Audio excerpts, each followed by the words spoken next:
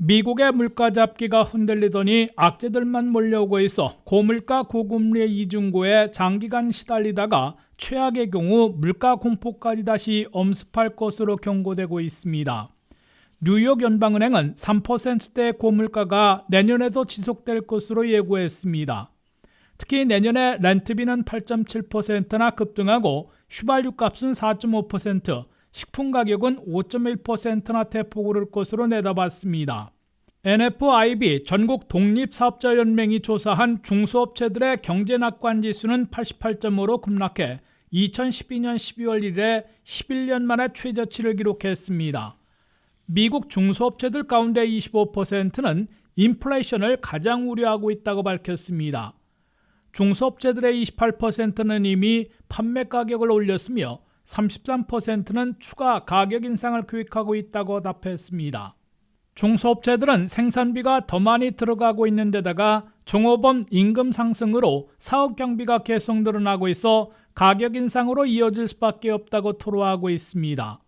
미국 최대 은행인 JP모건 체이스의 제이미 다이먼 CEO는 주주들에게 보낸 연례 서한에서 미국의 물가 공포가 다시 엄습해 기준금리를 내리기는커녕 수년 안에 8%까지 더 올리는 상황을 우려하고 있다고 강력 경고했습니다.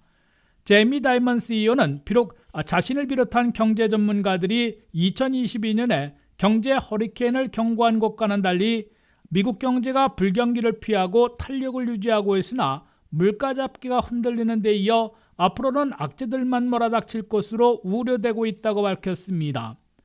다이먼 CEO는 특히 미국이 물가 공포에 다시 직면할 경우 기준금리를 내리기는커녕 다시 대폭 올려야 하며 연준은 기준금리를 현재 5%에서 수년 안에 8%대까지 급등시킬 수 있다고 보고 이에 대비하고 있다고 강조했습니다. 이는 미국 최대 은행장이 미국의 물가 잡기가 성공하기 어려우며 가파르게 급등하는 물가 공포에 다시 직면하게 돼서 기준금리 인하가 아닌 연쇄 인상으로 8%대 고금리 고통이 도래할 가능성을 경고한 것으로 월스트리트저널은 해석했습니다. 제이미 다이먼 CEO는 앞으로 몰아닥칠 악재들로 미국의 재정적재가 통제불능에 빠지고 우크라이나와 중동전쟁 등 지정학적 분쟁 등으로 물가 잡기가 위태로워지는 것은 물론 인플레이션 공포를 되살릴 것으로 예측했습니다. 그러면 미국의 연준을 비롯한 각국의 중앙은행들은 물가 잡기를 위해 다시 한번 기준금리를 연쇄 인상하는 긴급조치를 취하게 될 것으로 다이먼 CEO는 내다봤습니다.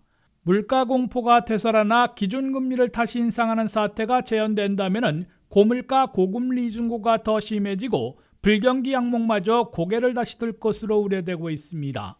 WKTV 뉴스 한면택입니다.